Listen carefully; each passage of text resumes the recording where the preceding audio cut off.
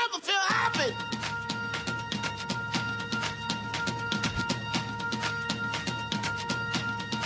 Never feel happy. No, you won't. Until you try. You never feel happy. Vivre avec les VIH, c'est maintenant l'émission d'une heure chaque semaine pour parler des questions qui comptent dans la vie des séropositifs et de ceux qui les aiment, mais aussi pour parler des santé sexuelle et des préventions. Au micro, Cristina Rosati, de l'autre côté de la vitre. Je suis accompagnée aujourd'hui par Sarah. Bonjour Sarah. Bonjour Christina et bonjour à tous. Bienvenue et bonjour à notre fidèle Mohamed qui enfin il est arrivé. Oui, bonjour à toutes et à toutes. Malgré les temps un peu compliqués là, on est toujours présent pour vous souhaiter du bon courage et une bonne continuation à vous tous. Ouais. Merci pour ta présence. D'ailleurs, Mohamed, c'est la première fois qu'on t'entend à l'antenne en ce 2021. Est-ce que tu as un vœu spécial à faire à nos auditeurs? J'aimerais bien que la santé soit acquise pour tout le monde et puis que la vie reprenne quoi, pour tout à chacun. Et si je peux passer un petit message, c'est qu'aussi, en dehors de ça, que les autres pays puissent aussi bénéficier du vaccin, qu'il soit abordable pour tout le monde et qu'il n'y ait pas de laisser pour compte où le vaccin pourrait être cher ou un frein pour sa santé, pour leur santé, quoi. Absolument. Maintenant, j'espère, c'est mes vœux de tout cœur, quoi, que bientôt il y aura une vaccination et que tout le monde sera guéri et qu'on pourra reprendre une vie comme avant, quoi. Je le souhaite à toutes et à tous. Merci beaucoup.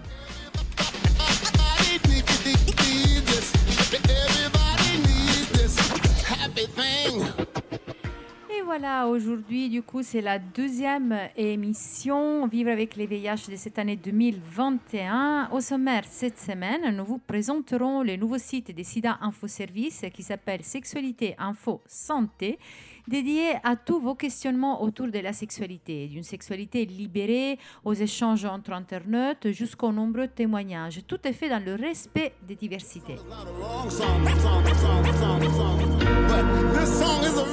Ensuite, nous vous présenterons une discipline, le marketing social, que aussi dans le monde associatif, nous devons prendre en considération. Passerons après aux annonces du cœur pour finir avec les infos de la semaine lues par notre Sarah. Pour réagir à tout ce que vous entendez, vous pouvez nous appeler au 01 40 40 90 25 ou bien nous laisser un message sur le site comitédesfamilles.net. Nous avons également un Twitter VIH Radio et notre page Facebook Comité des familles. Avant de passer au premier thème de la journée, je salue à nouveau notre Momo parce qu'il ne va pas rester avec nous toute la journée de ces temps un peu compliqués. Non, Momo, je pense que tu vas rentrer chez toi. Ouais, bien sûr. Je voulais passer un petit coucou quand même et puis vous encourager et vous dire qu'il faut continuer. On est là, garder l'espoir, quoi. On s'appellera la prochaine fois au téléphone. Hein. Ok, ça marche. Tu ne vas pas abandonner les auditeurs. Non, je suis toujours là. Non, je suis toujours là tant que la vie me préserve. Merci, Momo. Alors, vous êtes toujours à l'écoute de Vivre avec les VIH. On va partir avec le premier thème de la journée.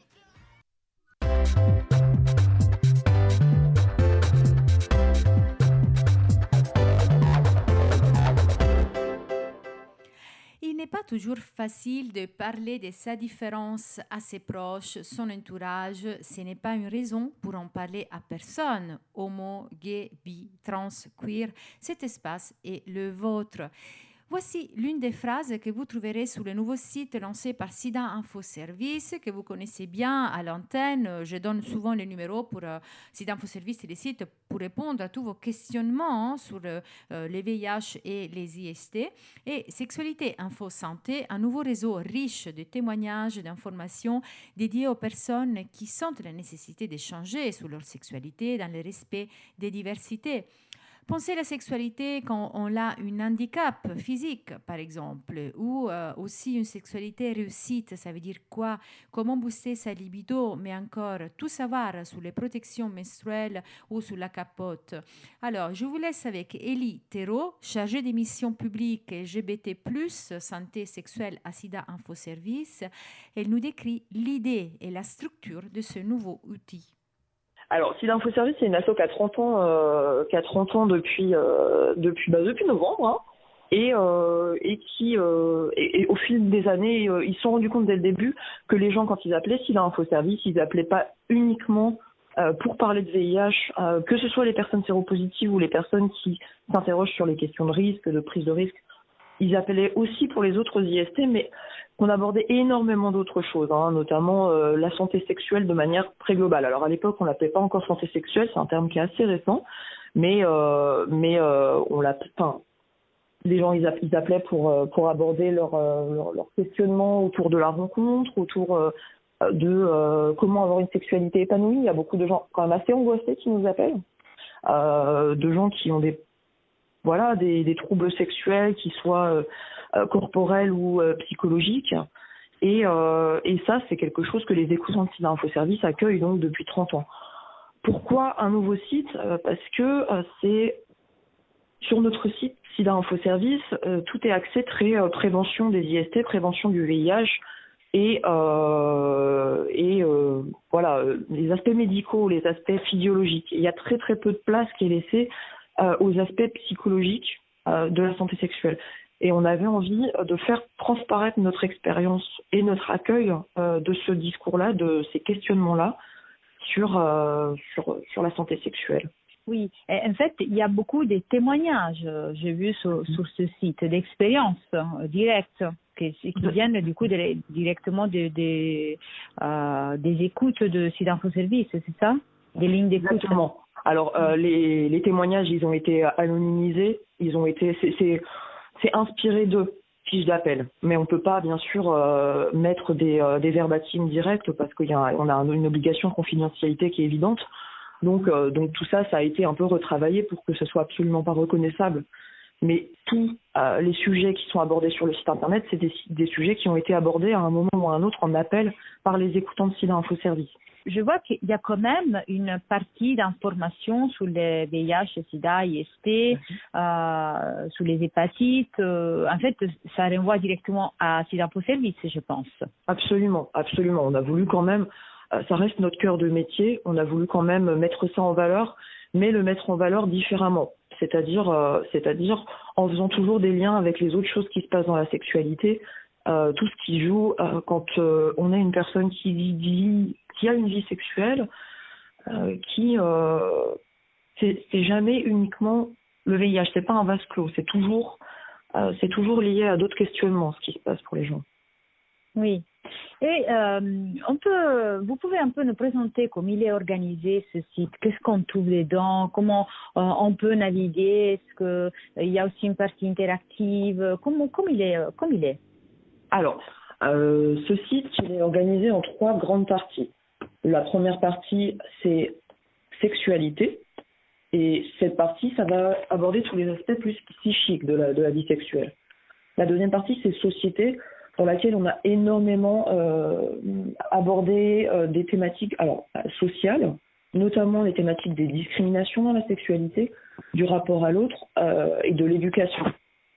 Et la troisième partie, donc on en a déjà un petit peu parlé, c'est celle de santé, dans laquelle on parle de prévention, on parle d'infections sexuellement transmissibles, mais on parle aussi de tous les problèmes corporels liés à la sexualité, de la maladie, mais aussi de l'anatomie toute simple et non pathogène, parce qu'il y a beaucoup de personnes pour qui l'anatomie génitale, c'est encore assez mystérieux. Ça, c'est l'architecture du site. Il faut savoir que sur chaque article du site internet, on renvoie en général à d'autres sites internet pour aller plus loin, mais aussi à l'écoute, parce que on propose sur ce site de nous contacter par live chat, donc par messagerie instantanée ou par mail, pour pouvoir échanger. Chaque article propose un renvoi vers cette écoute, vers cette relation d'aide à distance. On ne peut pas exactement parler d'écoute parce qu'il n'y a pas de numéro de téléphone, mais ça reste quand même de la relation d'aide, parce que c'est des écoutants qui sont derrière et qui répondent aux demandes des gens. On a essayé aussi d'y intégrer des quiz ou des choses comme ça pour que les personnes puissent faire retour de ce qu'elles ont pu lire dans les articles. Il y a vraiment, on essaie d'aborder de manière la plus large possible pour attirer un public le plus large possible. Et c'est un site aussi qu'on peut imaginer l'évolution, c'est-à-dire il va y avoir de plus en plus d'articles et d'échanges aussi, des témoignages. Absolument, absolument. En fait, là, le site, il a été lancé avec une base d'articles qu'on estimait tout à fait suffisante, mais il continue d'être mis à jour et il va continuer d'être mis à jour régulièrement sur des thématiques et d'autres. Et surtout, on a envie que ça soit un site qui réponde à la demande. C'est-à-dire qu'à partir du moment où les gens nous contactent, nous, on va surveiller, on va regarder de quoi ils nous parlent en fait. Parce que l'idée, c'est avant tout de partir de l'expérience des gens. Donc si à un moment on se rend compte que quelque chose revient régulièrement, qu'on n'évoque pas sur le site, ça va clairement être notre prochain article. Et derrière, du coup, la structure concrète du site, j'imagine qu'il y a une équipe des psychologues, des sexologues qui travaillent sur les questions, les questionnements. Alors, il y a une équipe qui travaille sur les questionnements. Alors, ce sont ni des psychologues ni des sexologues, bien qu'ils aient des bagages différents et que certains puissent avoir ce bagage. Ce sont des écoutants. Donc, les écoutants incident info service, c'est un métier un peu particulier où, pour le coup, on n'est ni psychologue, parce que je suis écoutante également, on n'est ni psychologue ni sexologue. On n'a pas cette casquette-là quand on répond. On est écoutant. C'est un métier qui a été un petit peu créé de toutes pièces pour Cyber-Info Service. D'accord. Mais du coup, avec toute l'expertise des Cyber-Info Service. Et dans votre cas, vous êtes aussi écoutant. Ça, je ne savais pas. Est-ce que il y a quelque chose que, par exemple, dans votre expérience à Cyber-Info Service, ça vous arrivait de dire oui, cette chose, il faut vraiment qu'elle soit dans ce nouveau site parce que c'est emblématique et c'est symptomatique de quelque chose. Sur Cyber-Info Service, en fait, ce qui nous a vraiment donné envie d'aller plus loin avec ce site, c'est la quantité d'appels que nous avions dans lequel le VIH, c'était quelque part, c'était quelque chose derrière lequel il y avait plein de choses qui se cachaient, plein de représentations sur la sexualité, plein de difficultés à vivre sa sexualité. Ça pouvait être la difficulté de rencontrer des partenaires, ça pouvait être la difficulté d'être une femme qui a une sexualité, une femme hétérosexuelle qui a une sexualité et qui ne sait pas trop comment s'en débrouiller entre les injonctions, parce qu'il y a énormément d'injonctions autour de la sexualité, en France comme ailleurs, hein, et ses désirs. C'est ça qui nous a vraiment donné envie. Nous, on entend des centaines et des centaines de personnes chaque semaine, et toutes ces personnes, elles ont une manière très unique de vivre leur sexualité. Et on avait vraiment envie de mettre ça en valeur, la singularité en fait. Oui, et les différences, c'est un site qui s'adresse vraiment, comme vous disiez, à tous. Il n'y a pas de limites. Voilà, il est complètement libre et ouvert, comme tout s'adresse à la sexualité. Et voilà, nous donnons souvent à notre émission de radio les numéros des Cyber-Info Service quand nos auditeurs nous contactent pour des doutes. Moi, je l'envoie toujours, du coup, je les connais par cœur, 0800 840 800 pour appeler Cyber-Info Service. Est-ce que vous voulez donner l'adresse de ce nouveau site Internet pour qu'on les retrouve facilement? Absolument. Alors, vous trouverez le site Sexualité Info Santé à l'adresse www.sexualité au pluriel info-santé.fr. C'est un site qui a été fait, non pas pour être lu comme un bouquin, de toute manière les sites aujourd'hui c'est pas ça, c'est plutôt pour que les gens puissent y trouver quelque chose qui les touche. Donc on a essayé de faire en sorte que ça touche le plus de monde possible, mais aussi de ne pas oublier, parce que souvent ça c'est oublié, les personnes séropositives, de ne pas oublier les personnes LGBT, parce que souvent quand on parle de grand public, on pense à hétérosexuels, voilà, sans non porteur du VIH, on pense tout de suite à ça, et en fait pour nous grand public c'est l'inverse, c'est quelque chose qui pourrait parler à toute personne qui vient dessus, toute personne qui a une sexualité. Et voilà, vous l'avez entendu, c'était Elie Thérault, chargée d'émission publique LGBT+, santé sexuelle à SIDA Info Service. Elle nous a parlé de ce nouveau site. Sur notre site internet, je vous mettrai bien les liens au nouveau site dédié à la sexualité et aussi les podcasts de cette interview. On va faire une petite pause musicale. Restez bien à l'écoute ou bien contactez-nous au 01 40 40 90 25 si cette interview vous a touché, si vous avez quelque chose à partager. Nous revenons tout de suite après.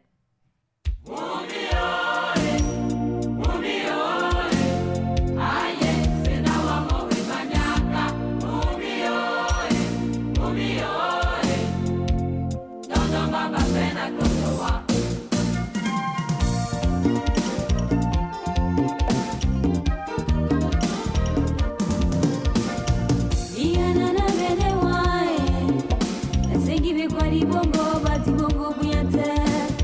Biana la bene wa.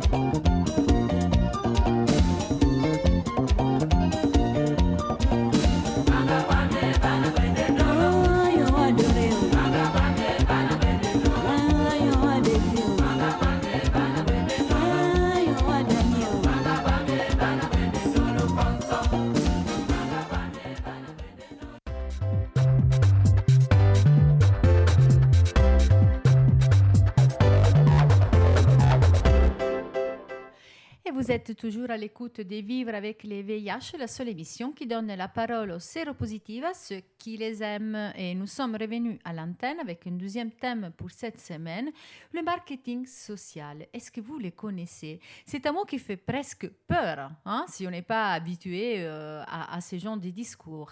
Mais une réflexion sur le sujet a été menée lors d'une rencontre virtuelle organisée par les Corevi.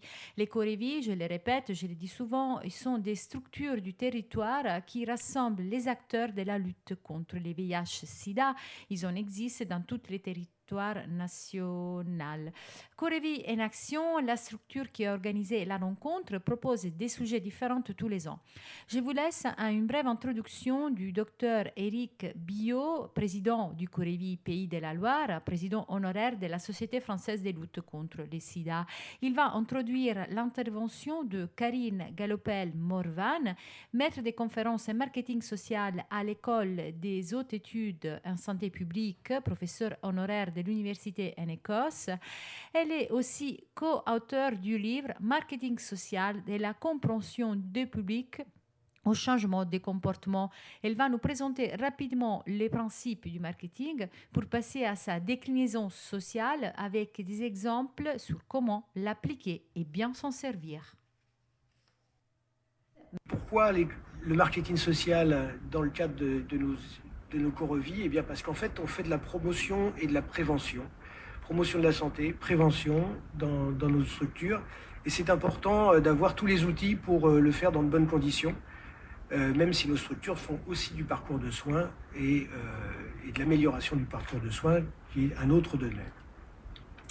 Avant de commencer, et en prévision de cette journée, un petit sondage a été fait auprès de vous pour savoir dans quelle mesure vous étiez familier avec le marketing social. Et en fait, 87% répondent qu'ils ne sont pas du tout ou peu familiers avec le marketing social. En revanche, quand on vous demande si vous pensez que le marketing social est plus efficace que les campagnes de communication, là, on retrouve 58% d'entre vous qui pensent que c'est plus efficace. Et enfin, dans quelle mesure avez-vous déjà utilisé le marketing social? Eh bien, on voit que 90% d'entre vous n'ont jamais utilisé cette technique. Et donc, c'est intéressant de voir si à l'issue de cette journée, on aura convaincu certains d'entre vous de s'y mettre. Alors, le marketing social, c'est un mot qui gêne un petit peu, quelquefois. Est-ce qu'on doit s'approprier ce concept?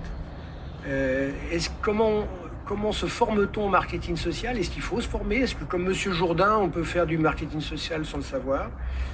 Est-ce que c'est applicable à nos organisations? Tout ça, on va discuter de ça au cours de cette journée. Je vais me présenter très rapidement pour ensuite parler de cette thématique un peu nouvelle en France, qui est le marketing social. Donc, je suis Karine Galopel-Morvan, je suis professeure des universités en marketing social à l'école des hautes études en santé publique. Et je suis également professeure honoraire à l'université de Stirling en Écosse, qui est le plus gros centre de marketing social en Europe. Alors, avant de rentrer dans le vif du sujet, je voulais peut-être donner quelques éléments d'information sur ce que c'est que le marketing et ce que c'est que le marketing social et la différence entre les deux. Alors, le marketing, on parle en général des 4 P pour désigner ce qu'il y a derrière le marketing. Alors, le marketing, c'est d'abord et avant tout de vraiment bien connaître sa cible. On parle de ciblage en marketing marchand, c'est-à-dire si on s'adresse à des jeunes, à des populations plus âgées, à des hommes, des femmes, etc. Bien, c'est important de faire des études pour bien connaître et bien comprendre ces populations auxquelles on va s'adresser. Puis ensuite, le marketing va décliner dans les 4 P dont je vous parlais tout à l'heure. C'est-à-dire qu'en lien toujours avec cette cible, bien réfléchir à un produit, alors bon produit, c'est-à-dire qui va trouver sa place sur le marché, qui va être acheté par la cible, le vendre ce produit au bon prix, en lien toujours avec la cible visée, avec un accès facile, puisque si le produit est apprécié de la cible, si le prix est correct, mais qu'on ne peut pas le trouver dans un environnement proche, bien ça va être compliqué pour les consommateurs de l'acheter. Et puis bien sûr avec une bonne publicité pour promouvoir et donner envie d'acheter ce produit. Alors pour illustrer, je voulais vous prendre le cas de l'alcool, parce que moi je travaille beaucoup sur les addictions. Donc je voulais vous montrer en marketing marchand ce que réalisent par exemple comme stratégie les industriels de l'alcool pour inciter les gens à consommer de l'alcool. Et puis en lien avec cet exemple, je vous montrerai ce que ça veut dire le marketing social, puisque finalement le marketing social, ça va consister à utiliser et à adapter bien sûr les différents outils que le marketing marchand va mobiliser pour inciter les gens à changer leur comportement. Alors si on part sur l'exemple des industriels de l'alcool et des comportements d'achat de boissons alcooliques, bien, les industriels de l'alcool, comme les autres, ils vont surtout bien comprendre et bien connaître les consommateurs auxquels ils vont s'adresser, puis leur concurrence sur le marché, pour ensuite segmenter et cibler, c'est-à-dire qu'ils vont décider de ne pas forcément s'adresser de la même façon avec des 4P qu'ils mobilisent, selon qu'ils vont s'adresser à des jeunes, à des femmes, etc. Alors à titre d'illustration, si le souhait est de s'adresser à des jeunes, eh bien il peut être intéressant, par exemple, de proposer des petits bonbons sur la forme que vous les voyez là, des bonbons alcoolisés pour passer le lien entre bonbons, adolescents et puis consommation d'alcool. Et puis, si le souhait est de s'adresser à des femmes, eh bien, ça peut être également intéressant et pertinent de travailler sur des designs autour de la mode, d'un étui à rouge à lèvres ou autre, comme c'est le cas, par exemple, ici, d'une marque de champagne. Alors, le deuxième P, donc là, on était sur le P produit, qui va être vraiment adapté à la cible visée. Le deuxième P, ça va être le prix, qui va consister donc à réfléchir en fonction du budget et la qualité-prix souhaitée par l'industrie, à réfléchir à un prix, à des promotions, etc., pour optimiser les chances que le consommateur achète le produit. L'idée également du marketing, avec le troisième P, appeler place, les 4P, ça vient de l'anglais. Donc c'est l'accès, comment rendre vraiment ce produit le plus facilement possible accessible. Donc, par exemple, pour l'alcool, ça va être important de trouver les produits alcooliques dans des magasins ouverts très tard le soir, les supérettes, les épiceries ou encore les stations-service, par exemple. Et puis enfin, je l'ai mis en rouge parce que c'est ce qu'on assimile le plus souvent et on associe le plus souvent au marketing, la publicité, comment faire en sorte de rendre le produit le plus attractif possible. Et là encore, en fonction de la cible, si par exemple on s'adresse à des jeunes, les médias appropriés aujourd'hui sont bien sûr les réseaux sociaux. Alors comment on passe de ça, ce marketing très marchand, à du marketing social? En fait, on va décliner les 4 P en 5 C. Donc je vais rester en revanche sur mes deux principaux éléments stratégiques, de bien comprendre les consommateurs et la concurrence, et puis de segmenter et cibler. J'y reviendrai un peu plus tard pour donner des exemples dans le contexte du marketing social.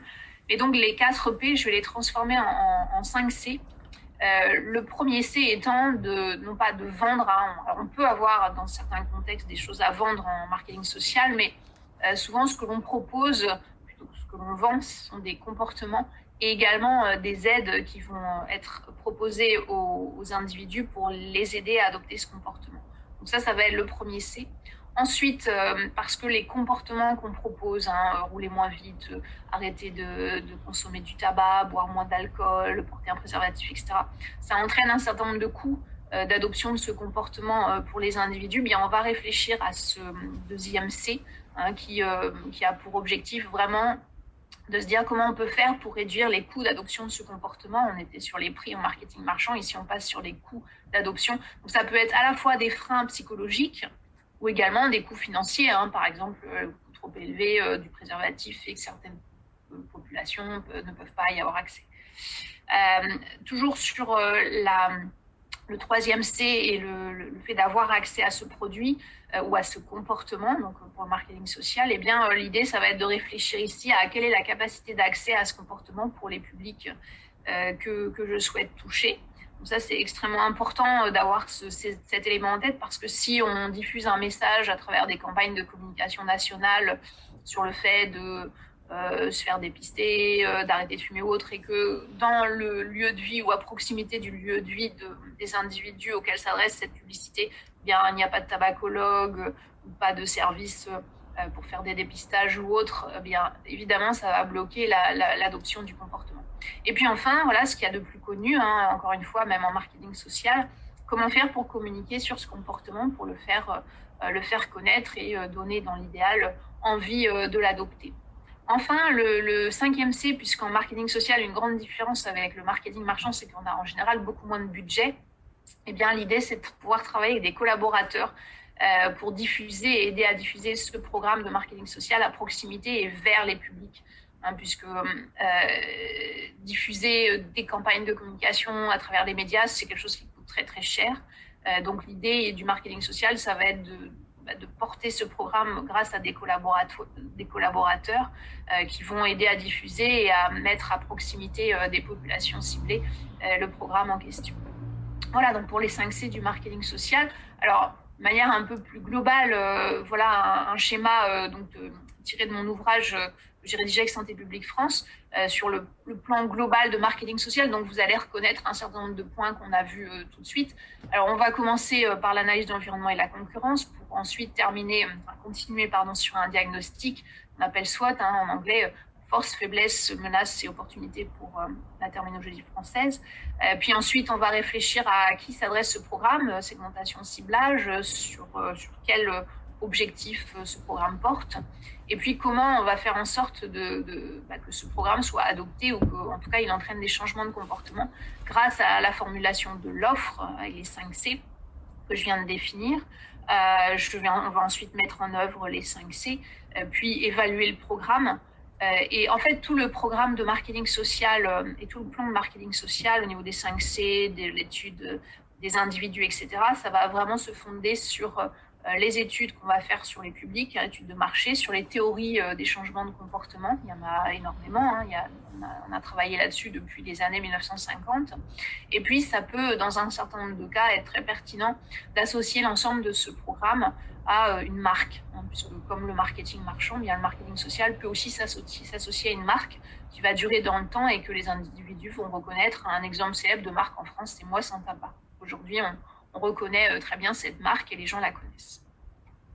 Voilà pour un panorama assez global du marketing social.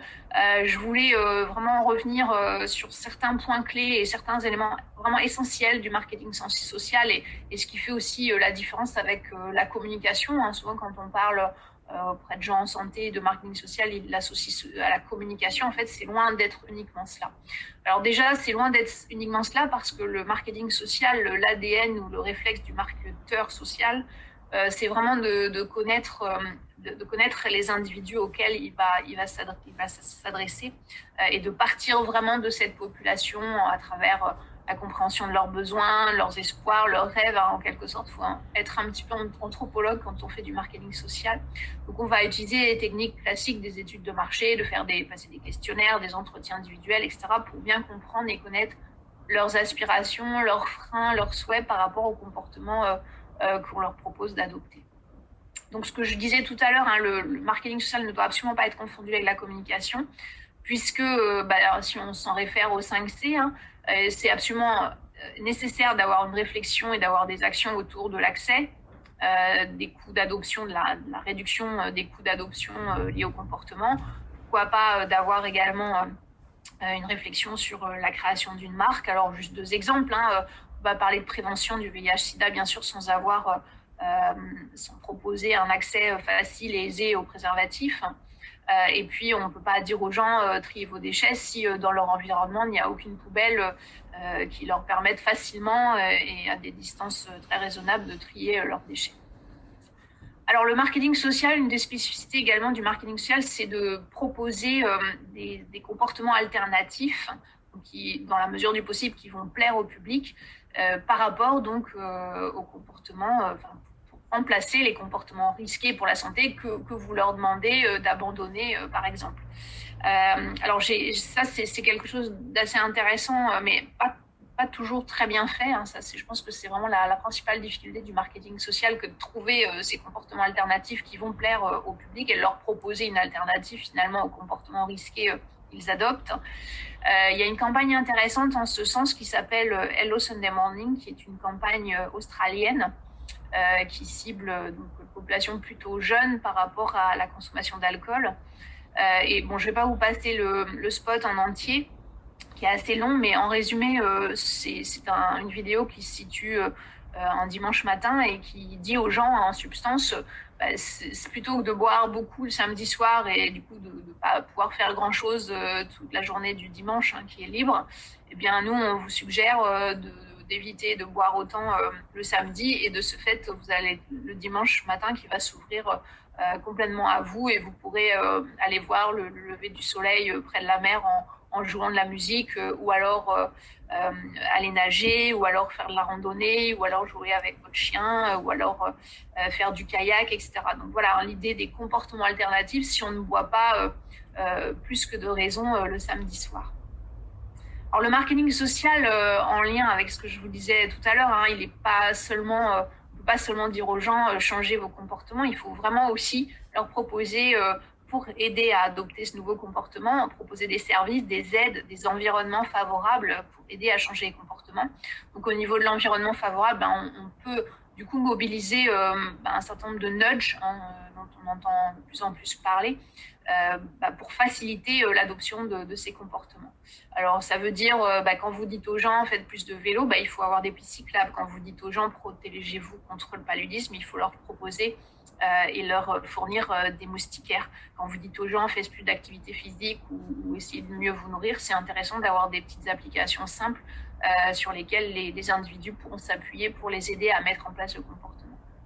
Deux autres exemples d'aide ou de services ou de vraiment de conseils qu'on peut donner aux individus pour adopter le comportement proposé. C'est par exemple tout le dispositif Moi sans tabac autour de la campagne Moi sans tabac qui consiste à dire aux gens arrêtez de fumer pendant 30 jours et vous aurez 5 fois plus de chances de réussir à arrêter complètement. Eh bien, ils ont tout un tas de services, de petits calendriers, de petites roues sur combien ça va vous permettre d'économiser, d'arrêter de fumer. Donc ça, ce sont des astuces, des infos pour aider les individus vraiment à tenir et à faire en sorte qu'ils arrêtent vraiment de fumer.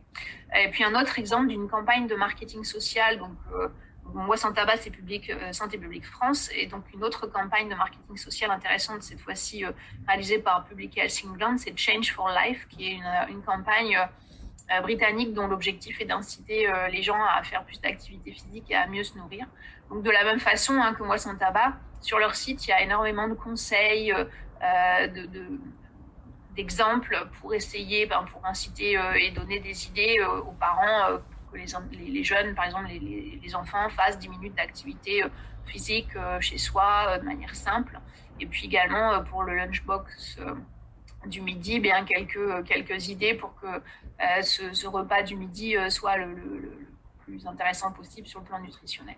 Voilà, donc toujours accompagner avec des conseils, des aides, les individus pour faire en sorte qu'ils adoptent le plus facilement possible le comportement proposé. Alors, le marketing social doit aussi prendre en considération la concurrence des comportements de santé proposés. Alors, quand on est dans certains contextes, par exemple de l'addiction ou encore l'alimentation, il est important de prendre en considération les industriels qui vont influencer ces comportements de consommation excessive d'alcool, de consommation de tabac. Et donc de considérer cette concurrence pour éventuellement la réguler ou l'interdire. Par exemple, sur le tabac et l'alcool, il y a la loi E20 en France qui interdisent un certain nombre d'activités marketing et de publicité de ces industriels. Ou alors de tenter de les contrer avec, par exemple, dans le domaine de l'alimentation, le Nutri-Score qui a été mis en place sur un grand nombre de produits alimentaires. Dans d'autres contextes, si on est par exemple dans le contexte de l'activité physique, il serait important aussi de repérer les comportements concurrents à celui proposé pour essayer d'attirer et de donner envie à votre public d'adopter le comportement proposé.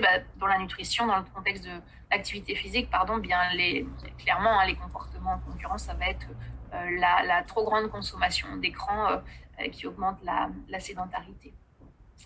Alors le marketing social, il va aussi bien sûr s'appuyer sur les campagnes de communication, c'est ce qu'il y a de plus visible, et c'est ce qui fait que souvent quand on parle à des gens qui ne connaissent pas bien le marketing social, ce qui ressort c'est la communication. Donc ces campagnes de communication vont s'adresser à des cibles, aux cibles visées bien sûr par les campagnes, Et la particularité de ces campagnes de communication, bien, c'est qu'elles doivent être capables d'attirer l'attention des individus, parce qu'elles opèrent dans un environnement publicitaire extrêmement encombré. Donc, c'est important de concevoir des campagnes qui vont à la fois attirer l'attention des individus et à la fois donner envie d'adopter le comportement proposé. Et voilà, c'était Karine Galopel-Morvan, maître des conférences marketing social à l'école des hautes études en santé publique à l'université en Écosse. Si vous avez des réactions, toujours sur notre numéro de téléphone 01 40 40 90 25, ou bien vous pouvez laisser un commentaire sur notre site internet où je mettrai le podcast comitedesfamilles.net. C'est le moment des annonces du cœur.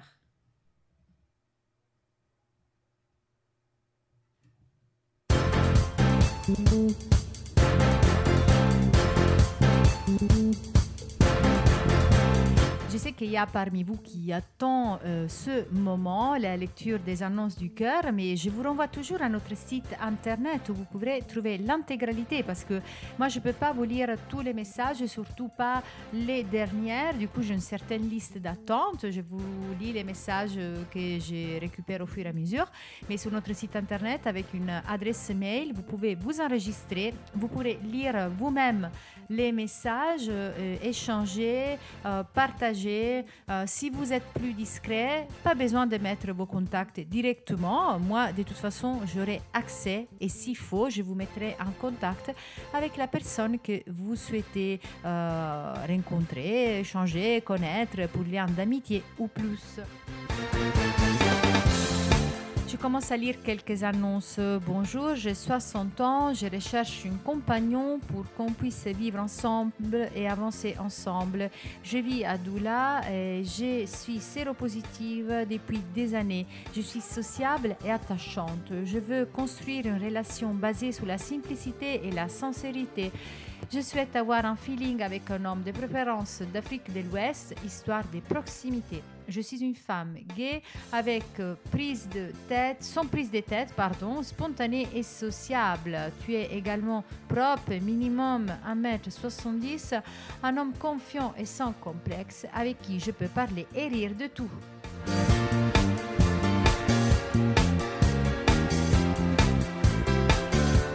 Je continue. Bonjour, femme africaine résidente en France. Je recherche une relation sérieuse basée sur la confiance. Je vis avec mes enfants. Je recherche un homme sérieux, posé, calme pour fonder une famille basée sur la confiance.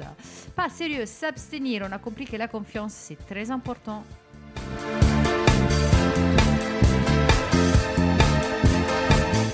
Bonjour, j'ai 53 ans, je suis en bonne santé, je suis indétectable, je travaille, je gagne ma vie, je suis en forme, j'aime faire la cuisine pour aider mon partenaire, j'aime la vie à deux sans attente, l'amour et le respect. Je vis en France, en Île-de-France, je souhaite rencontrer une femme pour une vie à deux.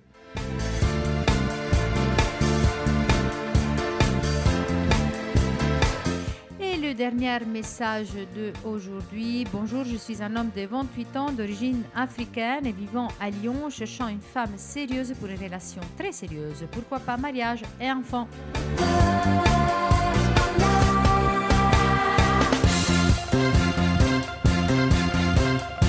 Comitedesfamilles.net, c'est notre site internet où vous trouverez l'onglet annonces. Vous pourrez répondre, échanger. Si en revanche vous avez plus de questions liées à votre vie avec les VIH, pour ça il y a un espace dédié, un forum. Pareil, vous pourrez échanger avec nous, avec d'autres internautes. Il suffit juste de s'inscrire, c'est bien sûr gratuit.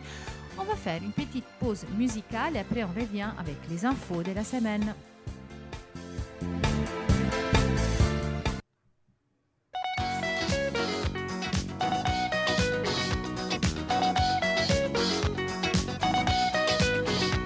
Un petit feu pour démarrer, une caresse pour décoller.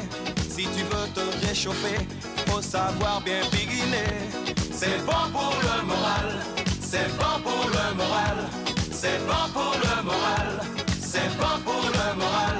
Si t'es doudou bien balancé, ou playboy super sapé, et que tu cherches à t'amuser, la compagnie va te chanter.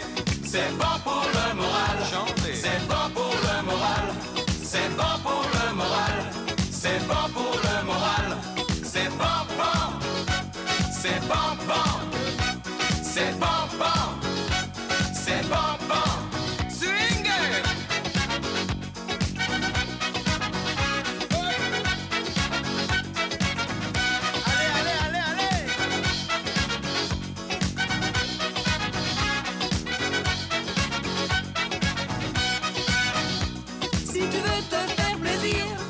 Surtout pas hésiter pour combler mes désirs, y a rien de tel qu'un petit bébé. C'est bon pour le moral, c'est bon pour le moral, c'est bon pour le moral, c'est bon pour le moral, c'est bon bon, c'est bon bon, c'est bon bon, c'est bon bon, c'est bon bon, c'est bon bon, c'est bon bon, oui c'est bon, c'est bon bon.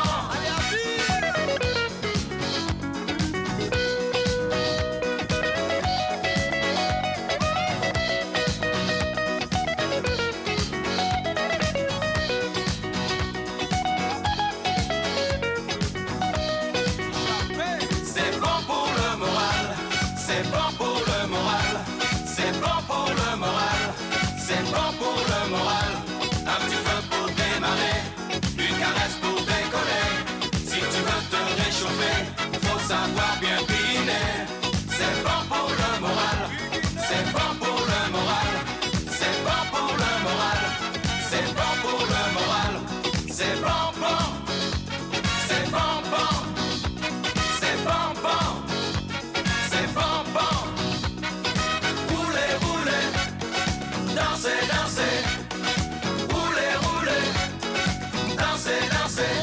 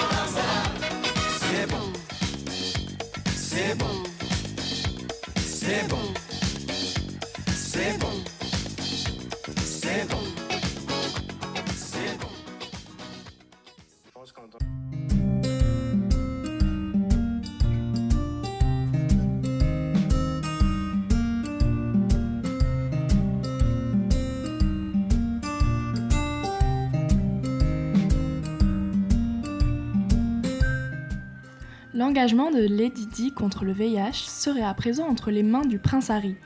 Le fils de Lady Diana, le prince Harry, poursuit l'objectif de sa mère, lutter contre le VIH et le sida. Ian Green, directeur général de Terence Higgins Trust, qui est une organisation caritative dans le domaine du VIH et de la santé sexuelle, a déclaré que l'impact de Madame Diana et de son fils sur son association était important. Le VIH est pour le prince Harry l'une de ses vraies passions et l'une des principales causes sur lesquelles il allait se concentrer. Il s'était fait un test de dépistage du VIH publiquement. Après ça, une augmentation de 500% des commandes de kits d'auto-dépistage du VIH étaient faites sur le site web de l'association. Et il annonça publiquement que tout le monde devrait connaître son statut. Monsieur Green déclare que le prince a fait énormément d'efforts pour encourager les gens à se faire dépister, mais il continue également à éliminer la stigmatisation comme l'a fait sa mère. Malgré sa démission de la famille royale, Ian Green assure que le prince Harry reste engagé sur les problèmes liés au VIH et au sida.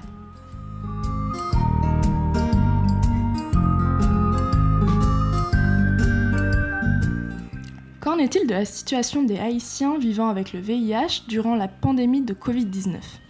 Le coronavirus affecte les plans de lutte contre les maladies infectieuses à Haïti. De l'absence de médicaments antituberculeux aux personnes vivant avec le VIH qui n'ont pas accès aux centres de santé. Un rapport du Programme national de lutte contre les IST, le VIH et le sida annonce la situation alarmante pour les personnes vivant avec le VIH.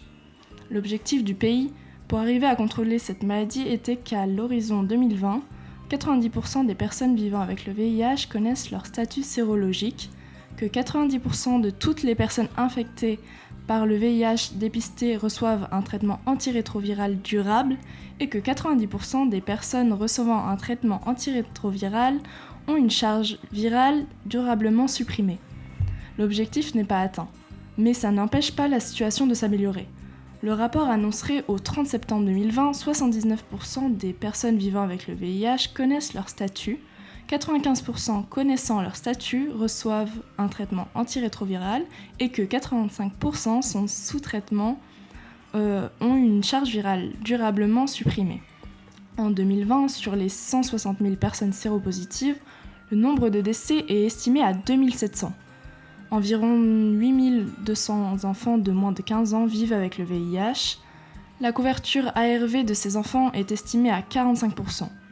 D'octobre 2019 à septembre 2020, 577 000 personnes sont testées pour le VIH, 18 645 sont positives. Parmi cette catégorie, 87% des femmes enceintes vivant avec le VIH sont sous ARV.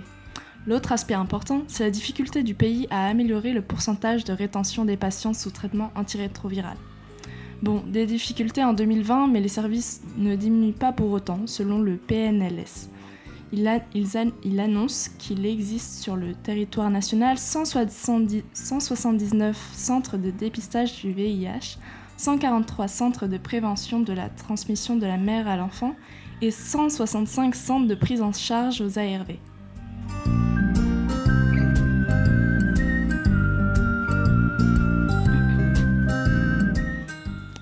Constance Joly met fin au tabou autour du sida avec l'histoire de son père. Une auteure retrace le chemin de son père homosexuel et dénonce la violence du sida qui l'a emporté dans les années 90 dans son livre Over the Rainbow. Constance Joly est une écrivaine depuis peu. En 2019, elle sort son premier roman, Le matin est un tigre, salué par la critique. C'est l'histoire d'une adolescente avec un chardon qui poussait à l'intérieur de sa poitrine. Mais à quoi pouvait-elle faire référence ? Dans une interview pour Tétu, elle affirme que même si ce livre parlait d'autre chose, elle pensait que c'était inconsciemment métaphorisé le VIH. Elle s'aperçut que c'était une représentation du VIH qui représentait étrangement cette plante épineuse.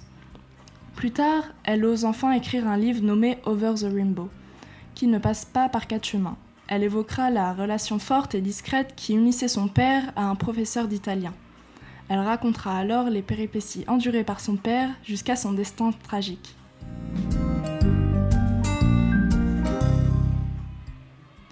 L'inauguration de la première colocation destinée à des femmes lesbiennes exilées. Ce sont 5 femmes lesbiennes qui ont dû quitter leur pays. Elles sont recueillies dans un appartement vers Montmartre pour faire une colocation. Parmi les personnes qui fuient leur pays, beaucoup le font en raison de leur orientation sexuelle, ce qui est inadmissible pour Yann Brossat, adjoint au logement de Paris. Un projet similaire pour hommes existe déjà dans le 20e arrondissement, pour aider les réfugiés LGBT+. La ville de Paris veut créer un grand centre d'hébergement dédié à ces personnes LGBT réfugiées.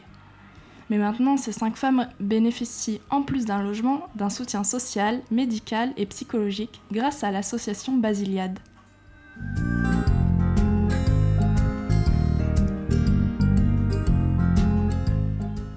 Et enfin, plusieurs phases de tests pour un nouveau vaccin contre la tuberculose.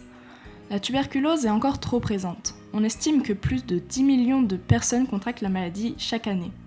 Jusqu'à présent, le vaccin BCG est le seul vaccin reconnu. Cependant, celui-ci n'est pas efficace à 100%. Des chercheurs de l'université de Saragosse travaillent sur un nouveau vaccin antituberculeux appelé le MTBVAC. La différence avec le vaccin BCG est qu'il est basé sur le pathogène humain Mycobacterium tuberculosis au lieu de la forme vivante atténuée de Mycobacterium bovis, isolée chez les vaches. Le MTBVAC apporte la preuve qu'il n'est pas nocif dans une phase 1 chez l'adulte en Suisse et dans une phase 1B chez le nouveau-né en Afrique du Sud. Une phase 2 est actuellement menée chez des adultes tuberculeux, non infectés et chez des nouveau-nés. Serait-ce enfin une bonne alternative efficace pour lutter contre la tuberculose ?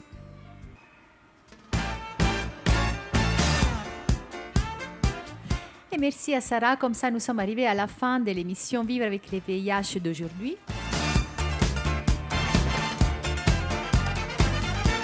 On se voit la semaine prochaine, Sarah. Oui, à la semaine prochaine. À bientôt à tous À les bientôt. auditeurs, les auditrices. À la semaine prochaine. Bonne semaine.